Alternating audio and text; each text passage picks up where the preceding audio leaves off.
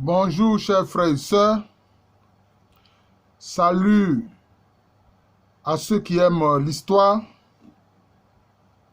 cette discipline qui révèle les vérités historiques. La vérité historique n'est pas toujours agréable à entendre, mais la vérité aussi est un moyen de guérison. Alors, il y a des liens fraternels très forts entre la famille royale de l'Ashanti et la famille royale de Bouna. La famille royale Koulango de Bouna. Cela surprend certaines personnes. Mais quand on regarde la langue, la culture actuelle des Koulango et puis celle des Ashanti, c'est des cultures très différentes. Mais d'où viennent ces liens entre la famille royale Ashanti et la famille royale de Bouna? Quand le roi des Ashanti décède, le roi de Bouna se rend à Koumassi ou bien envoie une délégation parce qu'il considère que c'est son parent qui est décédé. Et vice-versa, c'est ce qui se passe. Les gens ont du mal à comprendre ça. Mais je vais expliquer. Parce qu'en réalité, ce qui s'est passé avec l'histoire des Koulango, il y a eu une mutation ethnique, il y a eu une mutation culturelle. Il y a eu un changement culturel, un changement ethnique. Je vais expliquer cela. Voyez-vous, certaines traditions très anciennes parlent de certains ancêtres Akans. Parce qu'il faut savoir que les Akans n'ont pas tous les mêmes ancêtres. Il faut être véridique, voilà. Les ancêtres sont venus de différentes zones. C'est pour ça que j'ai fait des vidéos sur les origines anciennes des ancêtres Akans. Ah oui. Donc, je ne reviens pas là-dessus. Beaucoup disent que les ancêtres étaient dans des grottes, comme des populations paléonégritiques. Mais c'est ce que disent aussi les traditions des Koulango. Mais regardez une chose. Le nom Bona, parce que le vrai nom de Bouna, ça se dit Bona. Mais Bo, ou même Pont, parce que les Adiana Abradé, la famille royale des Bronjaman, qui anciennement a fondé le royaume de Kufuhiman, ensuite le royaume Akwamu, a transité par l'Ashanti, notamment à Suntireso, avant de venir créer le royaume Bronjaman dans la zone de Bondoukou. Ils disent que très anciennement, les ancêtres étaient à Pont. Mais Pont, c'est où? Mais c'est Kong. Pont là, le pont dont parlent les traditions des Bronjaman là, de la famille royale Adiana Abradé là. Mais c'est Kong. Mais aujourd'hui, regardez la physionomie de Kong et des populations qui y vivent. Donc, une zone très anciennement peut avoir été habitée par une population qui quitte la zone et puis d'autres viennent s'installer. Mais on a encore des reliques des anciennes populations de Pont, notamment ceux qu'on appelle les Nabé, qui sont vraiment les populations les plus anciennes de Kong et dont on lit l'origine et la culture au Koulango. Les Nabé là, de Pont là, ou Kong là, on lit leurs origines à celles des Koulango. Donc vous voyez, ne soyez pas surpris des liens d'origine, de famille, entre la famille royale de Bouna, qui est Bona, et la famille royale des Ashanti, la famille royale Oyoko. Je vais vous expliquer. Bona vient de quoi? La racine Bo, d'abord le suffixe Bo, plutôt le préfixe Bo. Parce qu'après, je vais expliquer le suffixe Na.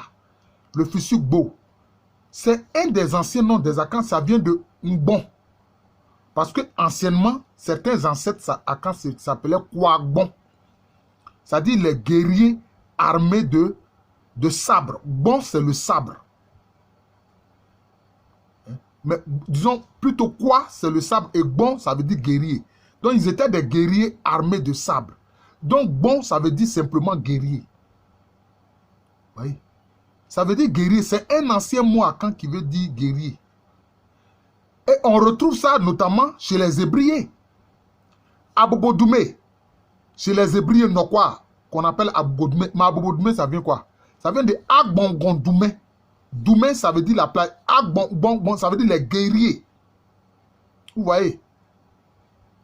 On retrouve ça même chez les Hébriers Nokwa d'Abobodoumé. Ça qui vient de Agbongondoumé. Bon, c'est le guerrier. C'est un terme ancien qui désigne les guerriers chez des Akans.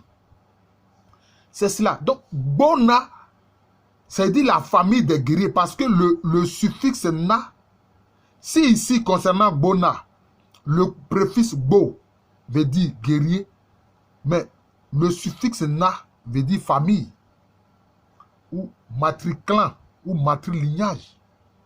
C'est ce qu'on voit à travers les noms de matriclans Akan comme Adjuana, vous voyez, Na, Adjuana, Asona, Ekwona. Vous voyez? C'est ça. Et bon, c'est simplement le singulier de bon. Bon, c'est le singulier de bon. Donc, vous voyez, des ancêtres Akan ont séjourné anciennement dans ces zones-là. Il faut comprendre ça. D'où les liens. Vous voyez, les liens. Mais, si on parle des Koulango, en fait, ils sont liés à certains groupes que, dans l'ensemble, on appelle l'On. Je voudrais saluer ici le doyen Olo Yen, qui vraiment, n'étant pas de formation historien, mais fait un travail d'historien fantastique. Je voudrais le saluer. Parce qu'anciennement, on utilisait le nom Laurent. Mais c'est lui qui m'a fait comprendre qu'en fait, la vraie prononciation, c'est Long. Et donc, les Longs comprennent les Koulango, les Tense et les Tomase. Vous voyez. Mais comme je dis, ma préoccupation, c'est de montrer ces liens anciens-là. Les ancêtres des Akans ont fréquenté ces zones-là. Et beaucoup, notamment de groupes Koulango, disent que les ancêtres étaient à Saïe, donc dans la zone qui est un peu plus au nord. Peut-être dans la zone de Dropo et autres, un peu plus au nord. Hein? Saïe, c'est de là qu'ils viennent. Et les ancêtres étaient dans des grottes. Mais vous remarquerez que les Koulango, comme je l'ai dit, vont subir une mutation ethnique avec une influence des Mossé, notamment des Mamproussi d'Agomba. Des Mamproussi d'Agomba. C'est pour ça que, encore chez les Koulango, mais vous avez le siège des ancêtres. Ils ont gardé certains éléments de la culture ancienne Akan. Et ça, ils ne tiennent pas ça d'une influence des Abrons, non. Des Brondiamans, non, ils ne tiennent pas ça d'une influence des Brondiamans, non, ils avaient ça. Le siège noir là, de Bouna, là, ils appellent ça Borogo. Borogo. Et le symbole de la famille royale, c'est quoi? C'est le vautour, qui est un falconidé. Mais dans le cas des Ashanti, le symbole de la famille royale Oyoko, mais c'est l'aigle. Mais l'aigle, le vautour, le faucon, l'épervier, ce sont des oiseaux de même famille, ce sont des falconidés. D'ailleurs, dans les traditions, sur les matriclans Akan, il est dit qu'anciennement, le matriclan Oyoko, Ekwona Ajene, non pardon, excusez-moi, Kona Asokore, et puis Odako, formaient anciennement un seul et même matriclan. Les Oyoko, qui ont pour symbole l'aigle, les Odako, qui ont pour symbole l'épervier, et les Kona Asokore, qui ont pour symbole le vautour, formaient anciennement un seul et même matriclan.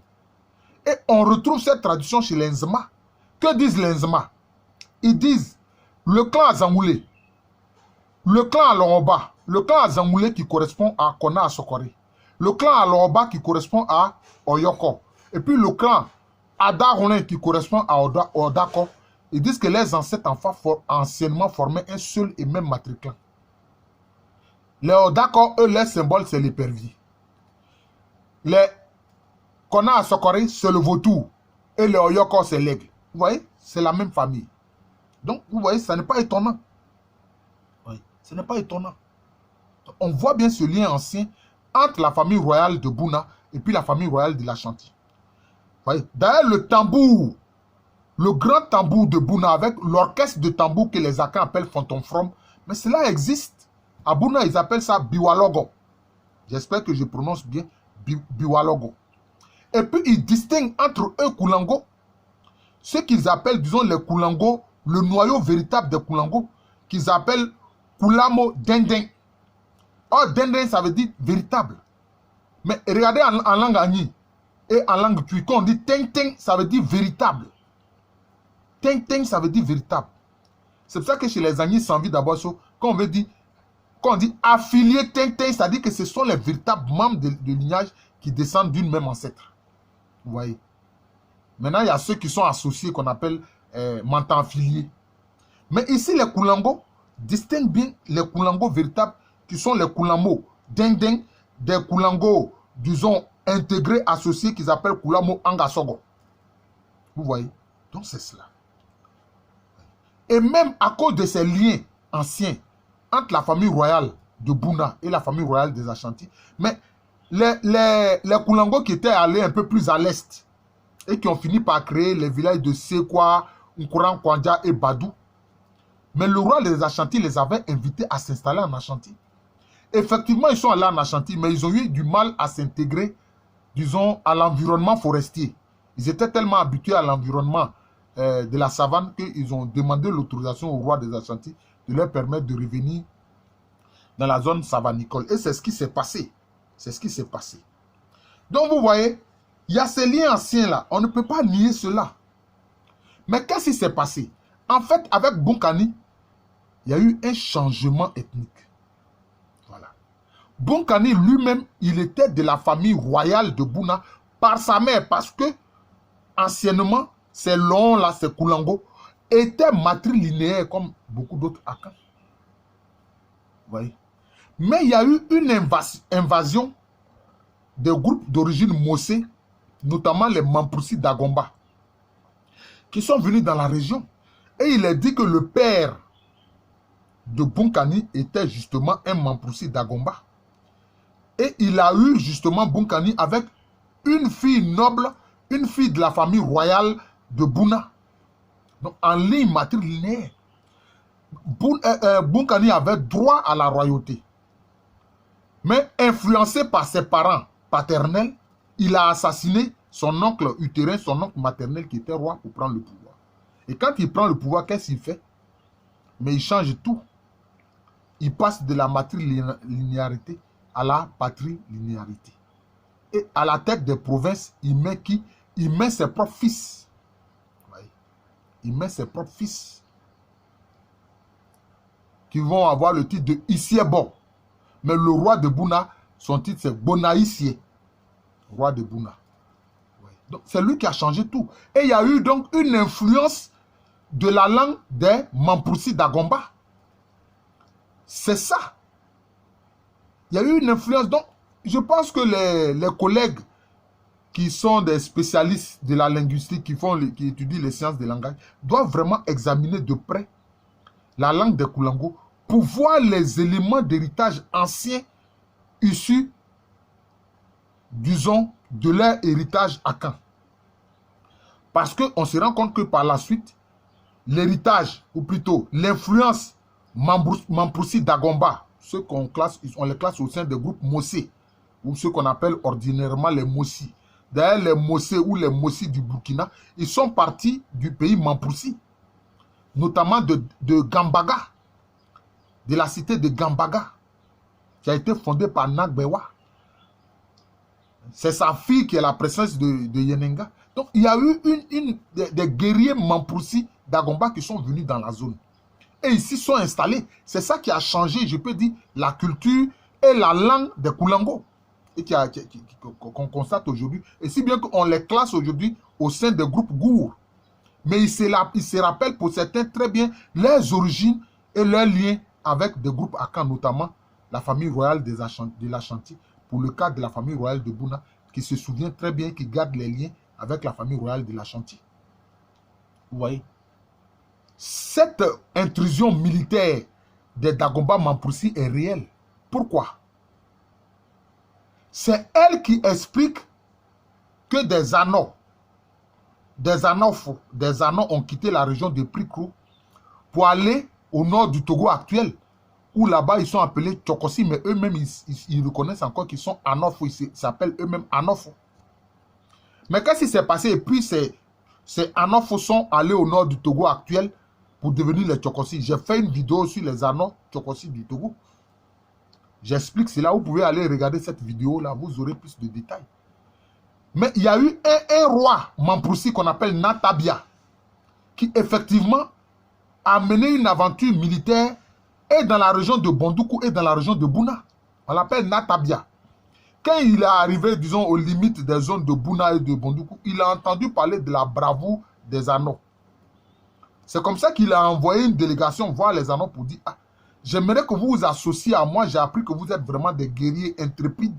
J'aimerais que vous vous associez à moi pour qu'ensemble, nous menions des guerres pour avoir du butin. » Derrière la guerre, il y a toujours le butin. Ça n'a pas changé. Ça n'a pas changé. Voilà, ça n'a pas changé. Voilà. Donc, c'est ça. C'est ce qui s'est passé. Vous voyez, c'est ce qui s'est passé. Donc, on voit bien cet héritage à Caen des Koulango. L'orchestre de tambour, Biwalogo, le siège noir à Borogo. Vous voyez? Et aussi la célébration de la fête des Ignames qui marque l'année nouvelle. Vous voyez? La célébration de la fête des Ignames qui marque l'année nouvelle. Vous voyez? Donc c'est ça. Donc, les liens anciens donc entre la famille royale de Bouna et celle de l'Ashanti, ce ne sont pas des affabulations. Donc je vous indique, n'est-ce pas, tous ces éléments-là pour que vous compreniez que c'est vraiment une affaire sérieuse et que ce n'est pas imaginé, mais que c'est vrai. C'est vrai. Seulement, les Koulango ont subi, je peux dire, une mutation ethnique avec l'influence des Mampoursi Dagomba. Même leur langue a subi une influence Mampoursi Dagomba. Si bien qu'aujourd'hui, on classe leur langue au sein des langues gour. Donc, on les classe au sein des groupes gour. Et on a totalement élagué l'héritage akan des Koulango. Voilà. Malheureusement. Or, il y a certains objets témoins qui indiquent l'origine ancienne akan de certains de leurs ancêtres. Le siège noir dont j'ai parlé, l'orchestre de tambour, la célébration de la fête des Ignames. Et certains thèmes, quand ils disent Koulamo Dindin, c'est-à-dire véritable, c'est ce que je vous ai dit. Tintin, c'est encore dans les langues akan. Tu veux dire véritable. Comme je vous ai dit, les Agnès Sanvi disent affilié Tintin. Quand on veut dire que tu es mon parent véritable, on dit affilié Tintin. Nous sommes vraiment des parents véritables, directs, issus de la même aïeule. Je vous remercie.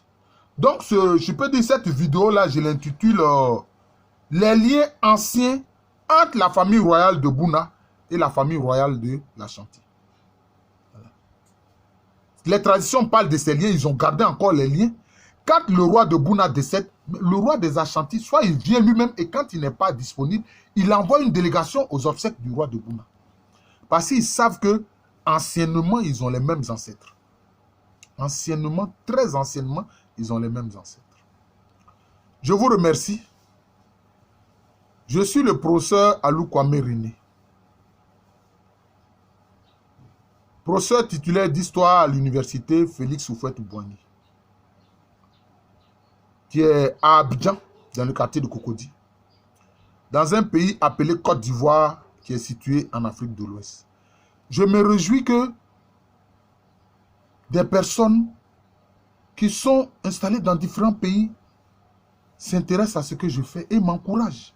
Je dis, ah, merci professeur, tu nous permets d'apprendre des choses. Bon, je suis heureux, cela m'encourage. Parce que je veux être utile Voilà, je veux être utile. Quand on connaît l'histoire, c'est important. Il ne faut pas être ignorant de l'histoire. Parce que l'histoire même permet de comprendre certains comportements actuels. Ah oui, oui, oui. Dans les relations géopolitiques des nations là, pour comprendre cela, il faut s'en référer à l'histoire. Je vous remercie. Je vous souhaite une excellente journée.